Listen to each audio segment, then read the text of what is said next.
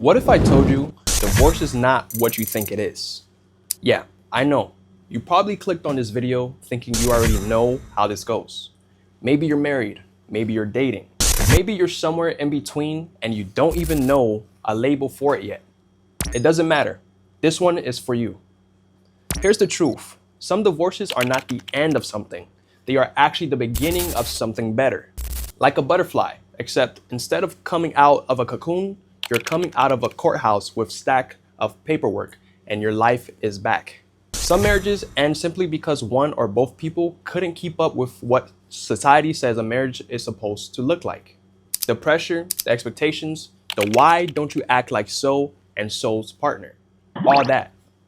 But then there are the other divorces, the kind that hit like a truck. The kind where you don't just lose the relationship. You lose the house, the money, the friends, the routine, and somewhere in all of the mess, you lose yourself too. And all of it started with one decision, one person, one yes at the altar.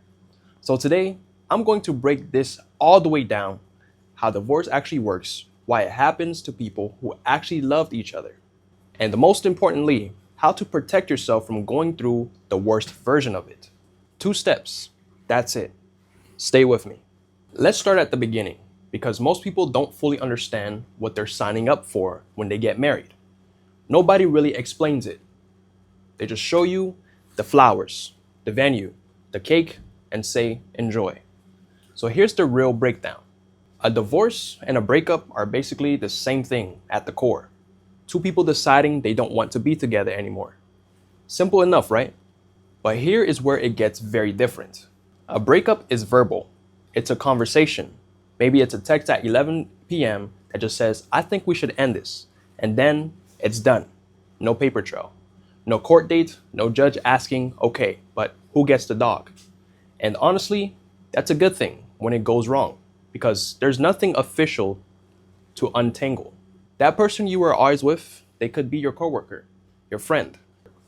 We're just talking situation. None of those titles lock you in. You have options, you have wiggle room.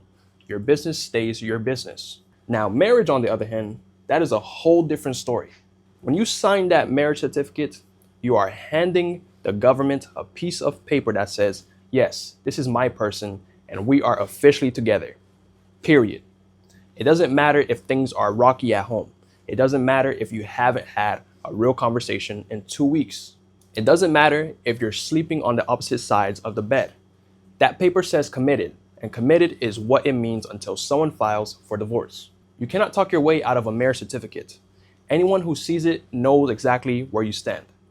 And that matters a lot when things fall apart, because now there are assets on the table. Property, bank accounts, businesses, kids, all of it becomes a conversation in front of a judge. So the first thing I want you to understand is this. Marriage is a legal contract first, and a love story second.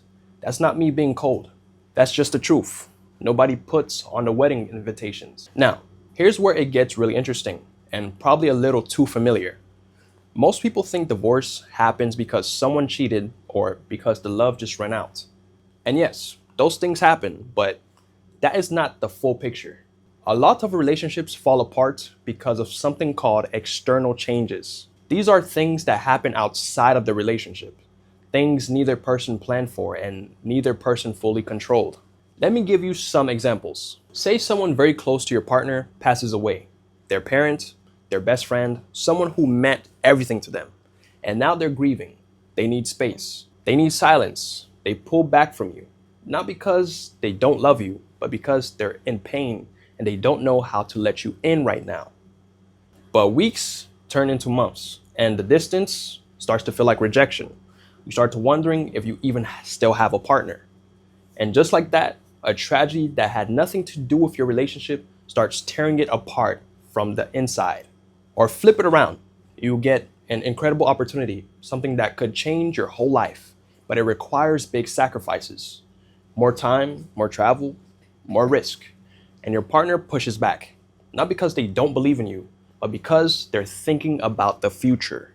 They're running the numbers. They're asking, can we really afford this gamble? Now you feel unsupported. They feel unheard.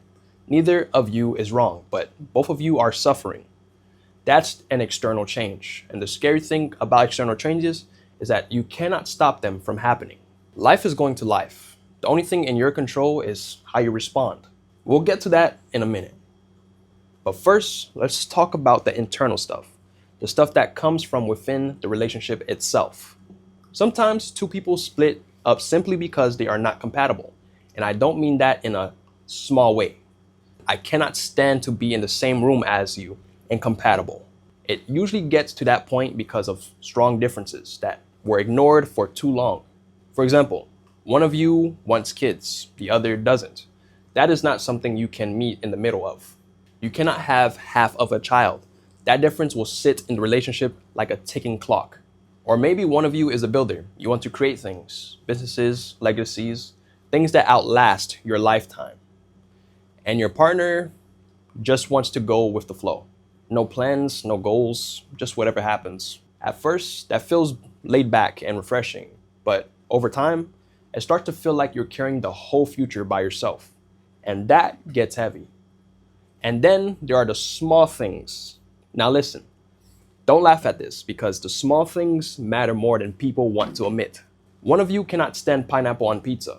The other puts pineapple on everything. Pineapple on pizza, pineapple on tacos, pineapple on things that pineapple has absolutely no business being near. That sounds ridiculous, but small differences repeated every single day over months and years, they build up, they create friction. And friction that's never addressed eventually becomes a wall between two people. Now, I want to be clear, not every difference is a deal breaker. If your partner has to like everything you like, you might as well just date yourself. And honestly, that sounds like a very peaceful life, but that's not the point. The real problem is when differences become control, when one person cannot accept that the other person is just different. That's where things start to crack. All right, now here's the part you actually came for. How do you avoid the worst version of this? How do you protect yourself, your heart, your money, your sanity? Two things.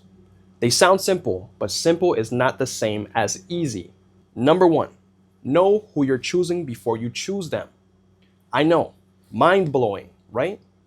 But hear me out. Most people don't go into a relationship blind on purpose. They go in hopeful.